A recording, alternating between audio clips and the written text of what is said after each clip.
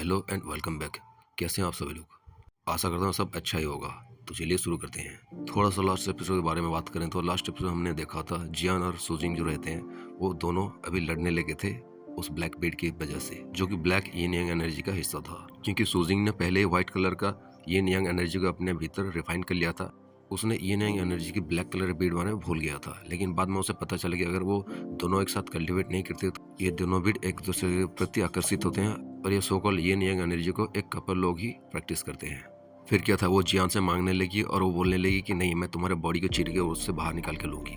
जब वो अंत में आके जियान को पकड़ लिया था और उसका फ्लेम जियान के बॉडी में डाल दिया था, उसको पता चलता है कि वो पहले से ही जियान उसको रिफाइन कर चुका है। ये थोड़ा सा शॉकिंग था क्योंकि जियान ने बहुत ही आसानी से उसको रिजॉल्व कर दिया था। फिर इससे पहले वो कुछ कर पाती, उसे पता चलता कि जियान के फोरहेड में कोई टाटू बना हुआ है और ये टाटू उसके लिए बहुत ज्यादा सरप्राइजिंग थी। यही से हमारा स्टार्टिंग होता है। हालांकि भी सुजिंग अपना होश को खो चुकी थी, लेकिन फिर भी उसको थोड़ा थोड़ा याद आ रहा था कि जब उसने यहाँ पे आने के लिए बाहर निकला था, उसके मास्टर ने उसे कहा था कि चाहे कुछ भी हो जाए, अगर कोई इस टाटू वाला बंदा तुम्हें मिलता है रास्ते में या फिर कहीं पे भी मिलता है तो उसके साथ कभी भी दुश्मनी मत लेना। ये बातें उसको याद आ रही थी अभी, क्योंकि वो इंसान बहुत ही ज़्यादा इंपॉर्टेंट है जिसके फोरहेड पे ये टाटू तुम्हें दिखाई देगा। तुम उसे यहाँ पे लाना होगा तुम्हें। हमारे पास कुछ ऐसी चीज़ें हैं जिनको कि हम उस आदमी को देना पड़ेगा, और ध्यान रखना किसी भी हालत में कोई भी उसको चोट ना पहुंचे। एक एक बातें जो सुजिंग के मास्टर ने उसको कही थी, ये सब उसके माइंड में भी गूंज रही थी। अभी सुजिंग को कुछ धीरे धीरे समझ में आने लगा था, क्योंकि जब इस रिमेंस में उसने पहले एंट्री किया था उसको ये नाम सुनाई दी थी बहुत ही बार, जियान, और उसी के नाम में जियो सरनेम भी है। और ये अभी टाटू है। इस टाटू को वो कभी भूल नहीं सकती, क्योंकि इस टाटू के कबीले के लोगों से उनका बहुत ही ज़्यादा गहरा रिश्ता है। हम ये मान सकते हैं कि ये जियो कबीले के रेमनेंट्स है, यानी कि हिस्सा। और डेफिनेटली ये टाटू को कभी भूल नहीं सकती। अगर ये सभी बातें सही है तो ये सामने वाला बंदा जो है ये शायद जियो कबीले से हो सकता है। वो लड़की सरप्राइजिंगली पूछता है कि कौन हो तुम और तुम्हारे माथे पे ये टाटू कैसे आया। अब उसका हाव थोड़ा सा शांत हो गई थी। वो जियान को छोड़ देता है और उसके सामने खड़े होकर पूछने लगता है। जियान भी अपने एटीट्यूड में आके बोलता है कि ये मेरा सीक्रेट है, ये मैं बता नहीं सकता, क्यों बताऊं मैं तुम्हें।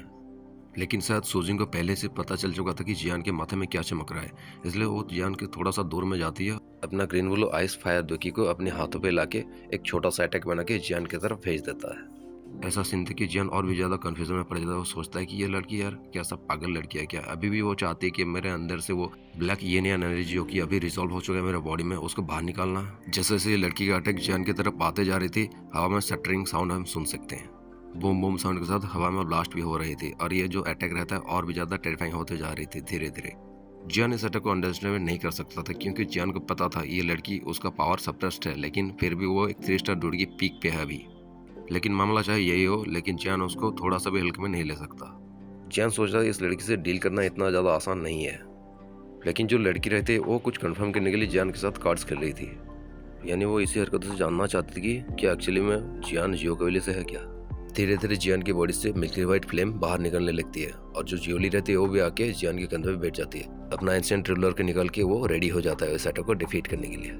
जियोली भी इस लड़की की तरफ बहुत ज़्यादा गुस्सों की नज़र से देखने लगी थी। जियान अपने रूलर से एक फ्लेम अटैक कर देता है। वो जाके उस लड़की की अटैक से टकरा जाती है, जो कि एक बहुत ज्यादा खतरनाक आइस एंड फायर की एनर्जी को लेके आ रही थी। लेकिन जियान की एम्परर फ्लेम में भी ये सभी एबिलिटीज रहती हैं पहले से ही।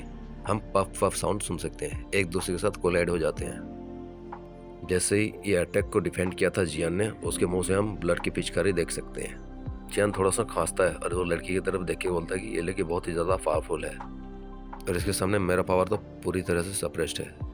अभी जियान के माइंड में थोड़ा सा क्रेजीनेस भर चुका था। वो अपने स्टोरेज रिंग से कुछ मेडिसिनल पिल निकालना बहुत ही हाई ग्रेड का, और वो उसका ग्रेड को बिना सोचे समझे उसको निकल लेता है। वैसे मेडिसिनल पिल बहुत ज़्यादा हाई ग्रेड की रहती हैं।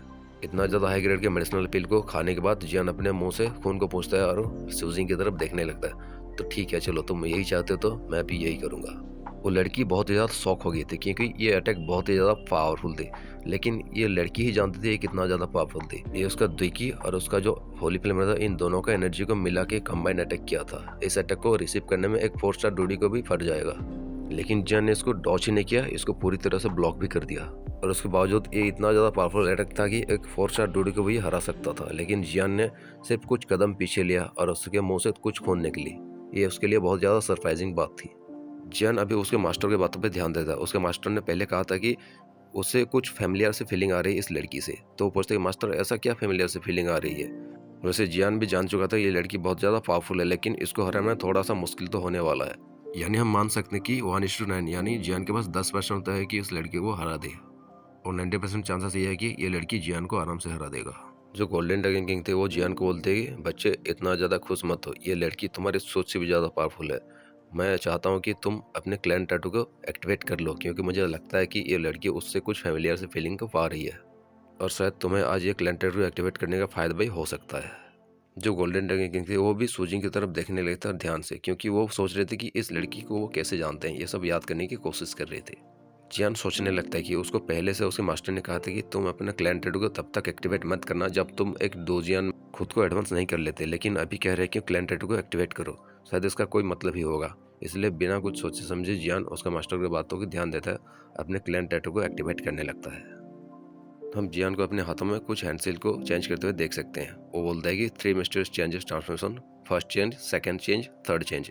ये कहने के बाद उसका जो स्ट्रेंथ है वो स्काई रॉकेट की तरफ बढ़ने लगती है। देखते देखते उसका पावर इतना ज़्यादा इंक्रीज हो जाता है, एक 3 स्टार ड्यूटी की लेट स्टेज पे आता है, उसके बाद उसका पीक स्टेज पे आता है, और उसके बाद हाफ स्टेप 4 स्टार ड्यूटी पे पहुंच जाता है। अभी जियान के बॉडी से एक मॉन्स्टर्स ऑरा रिलीज होने लगी थी। जियान के बॉडी में इतना ज़्यादा पावरफुल फ्लक्चुएशन हो रहा था कि उसके बॉडी में अभी उसका जो खून रहते हैं वो भी अभी उसका फेब्रिल फ्लेम की वजह से उबलने लगे थे, लेकिन वो अपने बॉडी के इतना ज़्यादा आउट ऑफ कंट्रोल एनर्जी को सप्रेस करने लगता है अपने स्पिरिचुअल पावर की मदद से। उसका जो ब्लड वेसल रहता है अभी वो फटने लगा था, धीरे धीरे वो भी थोड़ा सा शांत पड़ने लगती है। वो अपने ब्लड वेसल के अंदर एक स्ट्रेंज पावर को भी फील कर सकता था, जो कि एक डेस्टिनेशन की तरफ जा रही थी। ये पावर शायद वो ये नई एनर्जी का ब्लैक कलर का बीट का एनर्जी होगा, और एक एनर्जी का फ्लक्चुएशन हम उसके ब्लड में से देख सकते हैं। उसका डायरेक्शन होता है उसका आईब्रोज के पास। जैसे जैसे वो एनर्जी धीरे धीरे जाके जियान के आईब्रोज के बीच में इकट्ठा होने लगती है, धीरे धीरे एक टैटू को बनते हुए हम देख सकते हैं। सूजिंग बहुत ही ज्यादा सरप्राइज के साथ देख रही थी कि जियान के फोरहेड पे क्या बन रहा है। वो ध्यान से देख रहे थे और उसको पहचान रही थी। वो देखते कि एक पर्पल रेड कलर का एक पैटर्न बन चुका है, और उसके बीच में एक डॉट है। जो सूजिंग रहे थे इस चीज़ की वजह से बहुत ही ज़्यादा इमोशनल हो जाते। उसके फॉरहेड में से जो एनर्जी का वेव निकल रही थी सूजिंग को वो बहुत ज़्यादा स्ट्रॉन्ग फीलिंग दे रही थी। 3 mysterious changes, heavenly flame, transformation, ये बहुत ज़्यादा फैमिलियर थे उसके लिए। ये एनर्जी का फ्लक्चुएशन और ये फीलिंग बिल्कुल वैसा ही है जैसे कि उसके सेक्ट के अंदर इस टैटू के मार्क को बनाया गया है, यानी शायद ये लोग इस टैटू के क्लैन वालों को सर्व करते हैं। ये मिस्टीरियस पैटर्न उनके क्लैन के अंदर बहुत ज़्यादा पवित्र माना जाता है। इस सीन के अपेयर होने के बाद जो लड़की रहती है बहुत ज़्यादा इमोशनल रहती है। वो बोलती है कि अपनी आंखों को थोड़ा सा नरम कर लेते हो, बोलते है कि जियान एक्चुअल में मैं वाकई तुमसे मिल गई। अब इस तरह से जियान के सामने ये फल करते हुए हम देख के इस ब्यूटी को हम एक फलिंग ब्यूटी भी कह सकते हैं। वो लड़की अपने मुंह को कवर कर लेते हैं, अपने लिप्स को कवर करके वो सोचने लगती कि ये लड़का वाकई में मुझे मिल गया। वो लड़की ऐसा दिखाना चाहती थी कि वो इतना भी ज़्यादा सरप्राइज नहीं है।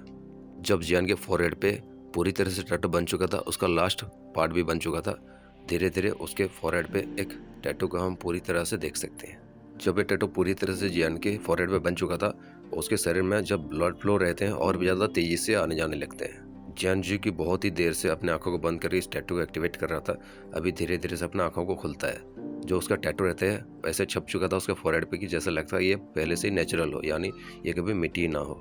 यानी जियान को पहले उसके दादाजी जियो जुआन ने बताया कि ये जो क्लैन टैटू है ये अभी पूरी तरह से खत्म हो चुके हैं, क्योंकि जो जियो को विला है वो पूरी तरह से गायब हो चुका था दुई की कंटेनर से।